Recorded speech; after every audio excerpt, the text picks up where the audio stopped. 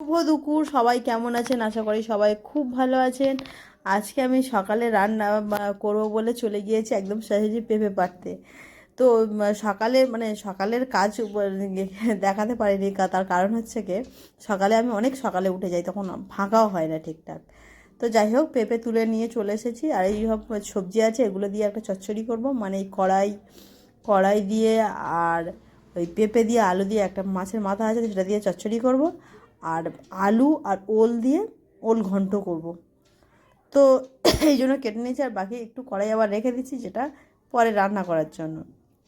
তাড়াতাড়ি করে ধুয়ে টুয়ে নিয়ে বসিয়ে দিয়েছি ওলটা, একটু লবণ দিয়ে দিলাম, দিয়ে আর ওটা সেদ্ধ হতে আছে। ততক্ষণে আমি চলে গিয়েছি একটু জলটা আনতে, বলে জলটা আনতে চলে গিয়েছি। আর এদিকে হচ্ছে কি, আমার সে ওল সিদ্ধটা কিন্তু বসিয়ে রেখেছি, ওটা একটু ফুটে উঠলে তারপরে আস্তে করে দিয়ে গিয়েছিলাম। আজকে এই পর্যন্তই, খাওয়া দাওয়া সেরে নিচ্ছি। সবাই ভালো থাকবেন।